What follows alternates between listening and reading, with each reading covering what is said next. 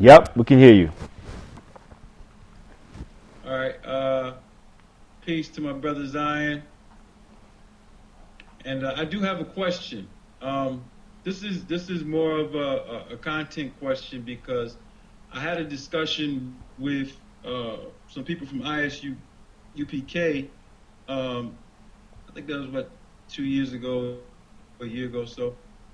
And I highlighted something that I saw as a phenomena, and I want you to do your best to elaborate on it.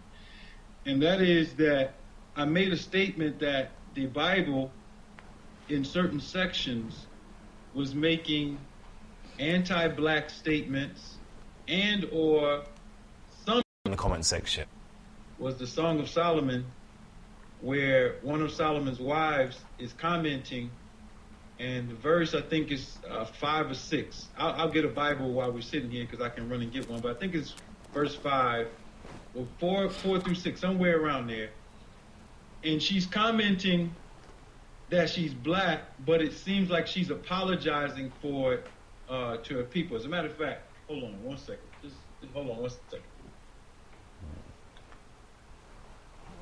You addressed that before, didn't you? I'll touch. All right, give me a second. I just want to read. I want to read exactly where this is coming from. I remember it being in chapter 1, Song of Solomon, and because you are proficient in the original language of the text, maybe you can elaborate on this. It's verse 5. I'll read the verse in English, and then you can elaborate on it. It states in this translation, "I am black but comely, O ye daughters of Jerusalem, as the tents of Kedar, as the curtains of Solomon. Look not upon me, because I am black, because the sun have looked upon me. My mother's children were angry with me. They made me keeper of the vineyards." So what it appears to be saying is that she's apologizing for her black skin, all right? And it's due to the sun kind of baking her or something because she was in the vineyards. And she's saying, "Look not upon me." Can you elaborate on that verse? And after that, I have one more question, if you have time. Yeah. Absolutely, my brother. And I do recall that we had this discussion briefly before, as you stated too. We definitely didn't get in it heavy. It was on Sunday's TV, I believe. I will translate from the original Hebrew word for word. It's verse 5 in the Hebrew Bible. I think you were reading verse 6 in the King James, but it's verse 5 in the Hebrew Bible, and I'll translate it for you word for word. Shakora ani. Shakur, as in like Tupac Shakur. Shakur is one of the Hebrew words for black. Ani is the Hebrew word for I. So Shakora ani means I am black. The next two words is we na'awa. We is in Hebrew means and na'awa means desirable. So the first three words of Song of Solomon's chapter 1 verse 5 literally reads in the Hebrew, "I am black and deeply desirable." As I pointed out to you before on Son of the TV, the term but is not there at all in the Hebrew. There is no but there. And but, in the context of which it is used in the King James Bible, comes across, as you correctly point out, as an apologetic inference, as if the person is apologizing for being black, because the person, according to the King James reading, is not just saying I'm black. According to the King James, it says I am black but beautiful, right?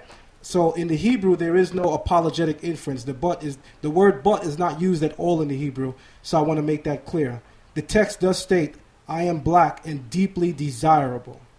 Now, with regard to the context in which most people would like to interpret it, the first thing I want to say is this. The sages of the Torah, the rabbinic sages, refer to this particular portion of the scripture as the holiest song that was ever written to God. They actually refer to it in Hebrew as Kadosh Kedoshim, the Holy of Holies.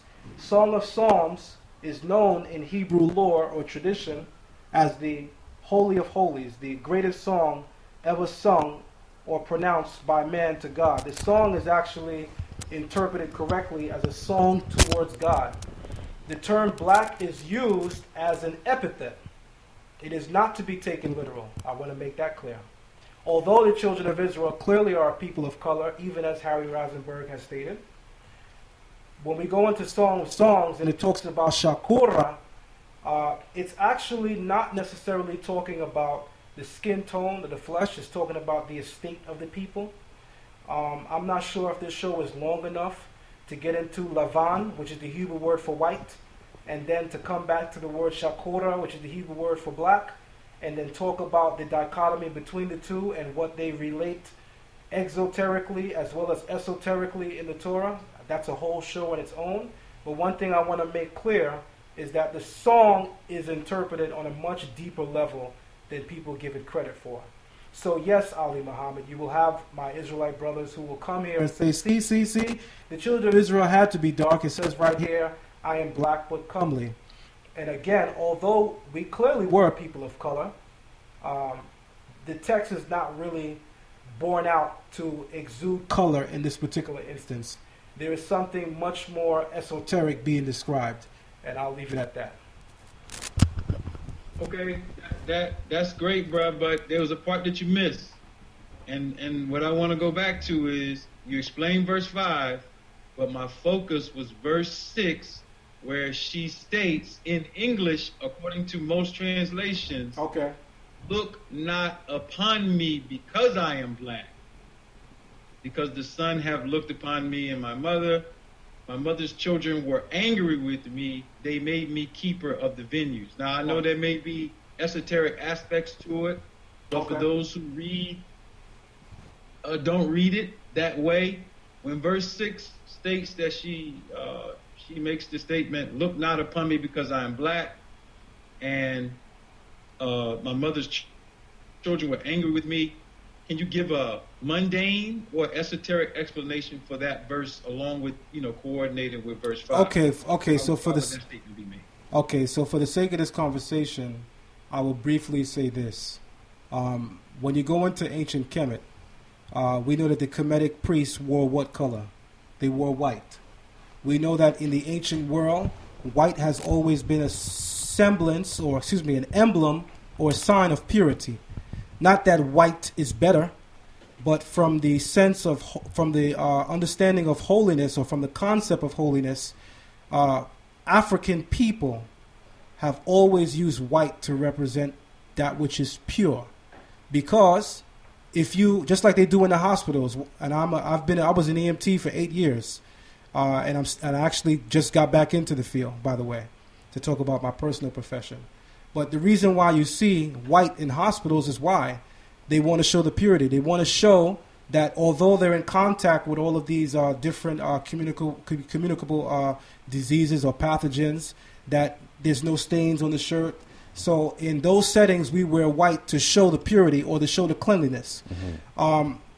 With that frame of thought in mind, my brother, the term shakora, which is the Hebrew word for black, or shakor, the Hebrew word for black, is conveying the idea that the children of Israel, speaking to God and communicating to the nations, do not look upon our sins. The term black, as is used here, is conveying the notion of our sins. We are stained with sins. Now, of course, you will have now the people who are reaching with a long-ass hand that's going to want to say, okay. Thank you, Brother Zion. You just confirmed that the Torah now is using black as sin, mm-hmm. Right? Mm-hmm. Well, take it however you want to take it. I just want to make this clear again. Ancient African people have always used white primarily. There were other colors, but white primarily as a symbol or an emblem of holiness or purity. Mm-hmm. And just from a common sense standpoint, the opposite of holiness would be that which is impure. Mm-hmm. And the total opposite of the color white would be what? Black. Mm-hmm. So, again, you would actually have to be immersed into the language of Torah to really get the essence of what it's trying to convey here, especially this particular psalm, because this particular psalm is written in such poetic prose that it is intended to have great layered and esoteric meaning. So if someone picks it up from the outside and thinks that they are just going to understand what it means, you are sadly mistaken. For instance, you had brothers in the Kemet trial, and I'll use Polite for an example. Polite said, these Hebrews are obsessed with dicks. They look on the wall of Kemet, and they see all these penises, and they have an obsession. But then Brother Smashwell, Brother Jonathan, which I think did a great job, by the way. I will always give credit where credit is due. Jonathan got up there, and he explained exactly what those images meant and conveyed. I don't agree with everything Jonathan teaches, but I always say, and I've always said on record, that I think he did a great job showing that there was much more to convey. Now, with regard to that statement, you wouldn't allow me a pass, and I'm not saying you specifically, Brother Ali, because you are not of a Kemetic base to begin with. But I'm just saying in general, and I am speaking to the Kemetic community. The Kemetic community wouldn't give me a pass for not understanding and knowing Medunetta and reading it and just coming up with what I think it means. They wouldn't give me a pass on it. So I'm definitely not going to give the Kemetic community a pass on the Hebrew text that none of them are fluent in. So in order to understand the text, you would want to come to a Hebrew scholar, someone who is immersed in the language. Not every Hebrew is a Hebrew scholar, by the way. So you want to speak to someone who is at least immersed in the language. That way that person can effectively communicate what's going on. Okay. You know, I appreciate your statement, but you said you wanted some controversy, right? Yep. Check this out. Check this out. Let's listen to what our brother just stated. All right, this is clearly just commentary on what was just given. He gave an esoteric meaning for the term shakur, and that it could imply sins. And he also stated that it is a part of certain cultures that white or the wearing of white represent purification. I do agree, and when you come into Islamic traditions, you have a similar theme where there are certain words that are used, like ba'id, all right, that mean white, and it also represents purification. But that's not the term that they apply to people, all right? And so what you'll find, let's say I'll just use Islam as a key, is that the term white, ba'id, will not be used for people. It will be used for specific things that imply purification. But when it comes to people, it will use terms that denote the lack of hue that are different words, all right? And so the common theme, and I'll use this term sparingly that I'm about to use, in Afro-Asiatic linguistics will be found in so-called Arabic, so-called Hebrew, and in those cultures because they merge at different points. But here's the point I want to make. If shakur represents sin in that verse, then that means that the prior verse that you just rendered, verse 5, would read that I am sinful and, not but, I am sinful and pleasurable or fair. That would make no sense. All right? That wouldn't make any sense esoterically. That would not make any sense mundanely. So if you can elaborate, if there is any elaboration, does the same word that's used in verse 5 have the same esoteric or mundane meaning in verse 6? If so, then verse 5 would make no sense in the common flow of the language of the verses. Okay, so let's... If they're different, can you show us the alteration in the word that would ground the fact that they are different?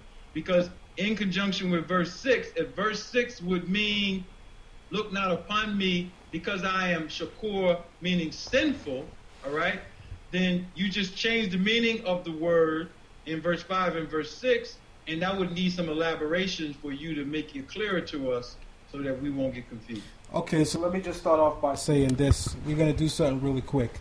This is called Hebrew 101. And I don't mean that in a funny sense, but I mean it in the sense that I'm rolling up my sleeves a little bit. So, what you're doing right now is you're going into a Hebrew text and you're giving us its interpretation, yet clearly you don't understand Hebrew. So being that we do have a Hebrew scholar on the phone, myself, I will tell you exactly what is going on so that it can make sense for you, the person who is on a novice level, in terms of understanding the Hebrew language. So let's say this, and I'm going to use first the term Elohim as an example, and then we'll come back to the term Shakur. Hebrew employs, when we talk about Hebrew syntax, right? Hebrew employs one of two things to let you know what's going on with a noun. The term Elohim is a noun in the Torah. It's a person, it's a place, or it's a thing. It's a noun. Hebrew syntax employs one of two things to let you know what is going on with a noun. It will employ an adjective or will employ a verb. And the way that the verb is used or the way that the adjective is used will let you know what is going on with that noun. For instance, the Torah uses the term Elohim three different ways. It uses it to refer to the Creator exclusively. In other places, it uses it to refer to the angels on high. And in other places, it uses it to refer to the judges in the land of Israel who were given the power to take and restore life, i.e., they were perceived as Elohim, gods, by virtue of that power. But in context, the way that an adjective or a verb is used will let you know the characterization that that noun is employing. So, Ali Muhammad, let me just teach you something for a second, my good brother who I believe has great intentions. The way that we know that Shakur is to be interpreted differently in verse 5 versus how it is interpreted in verse 6 is simply looking at the adjective, right? The term beautiful is an adjective, right? Because it's doing what? It's describing a noun. So by virtue, that would be an adjective. The adjective used immediately after the term Shakura is letting you know that you are to interpret it differently in verse 5 versus verse 6. For instance, or for example, the Torah teaches that sin is not desirable by God. Sin is something that God clearly does not welcome in the Bible or in the Torah. So we would never refer to sin with the term na'awa in Hebrew, which is that term that is used in the King James Version as beautiful or sometimes comely. But the literal Hebrew root, the cognate, the etymological base lets you know that that's the term for desire, na'awa. It's based on the Hebrew word awa, which is spelled aleph wav he. That's the Hebrew word for desire. Na'awa, as it is used in that particular instance, in that context, is letting you know how we are to define the term shakura as it is used. So again, you would have to have a functional knowledge of Hebrew syntax to be able to tell me that verse 5 and 6 would then mean the same thing. And if they mean the same thing, Zion Lexx, then it ultimately makes no sense. But since you don't have basic Hebrew skills, you couldn't do either of the above. So you would first have to demonstrate baseline understanding in the Hebrew language to be able to give me any definitive understanding within the text itself. Outside of that, anything you said is at most conjecture from a novice, which in the world of academia will never be accepted. So I appreciate your question. I appreciate your attempt at controversy, but you would definitely have to stand on a much stronger base in order to do so. Because again, if I do something which is real simple, which is to go into the syntax within the language and be able to express and differentiate how a noun is used versus how a verb is used and versus how an adjective is used, and show you within those contexts that that is how we interpret the characterization of the noun or what's going on with the noun, then you simply just don't have a leg to stand on that point. But I definitely applaud your attempt, and I'll leave it at that. Powerful, powerful. You know what? This is why we... Clarification, brother. That was not my attempt to go in your lane. That was an attempt to ask a question to bring clarity, which you did. All right, so brother. that We appreciate who are that. Studying who are not as scholarly as you